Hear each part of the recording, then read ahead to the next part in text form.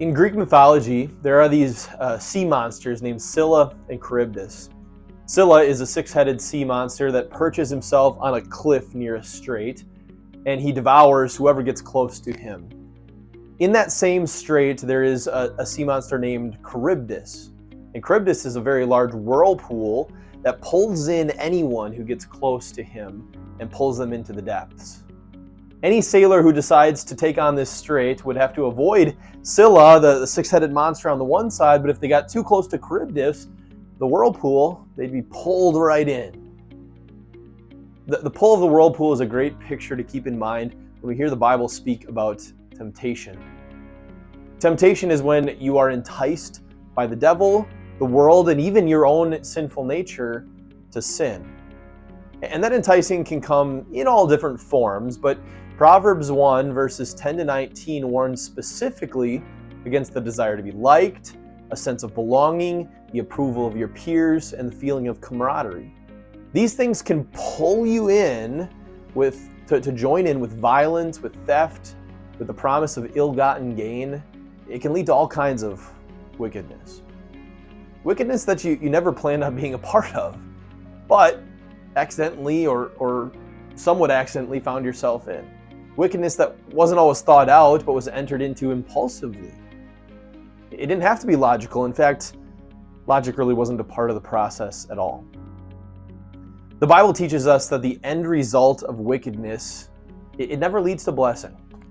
A life of impulsive wickedness often meets natural consequences very quickly, but even if those natural consequences don't come, one day, everyone must answer for their wickedness before a holy God.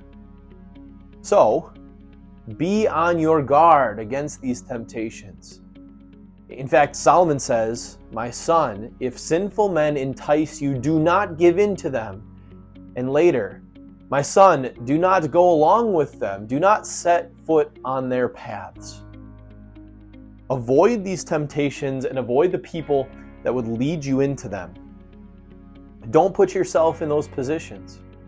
When Solomon says, "Do not set your foot on their paths," he's saying, don't even get close to their paths.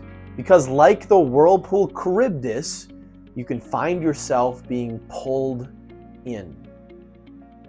These warnings are so important because of how weak our sinful flesh is. We often don't realize this. We often overestimate our ability to withstand temptation.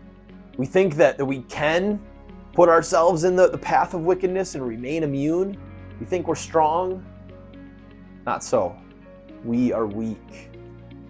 And we easily fall into temptation. And those temptations are dangerous. James wrote this, "Each person is tempted when they are dragged away by their own sinful desire and enticed.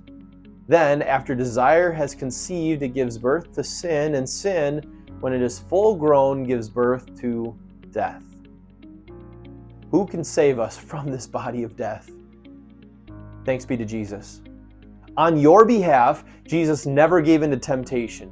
He was tempted in every single way, but he remained perfect, so that by his perfect sacrifice on the cross, you would be given credit of his perfection.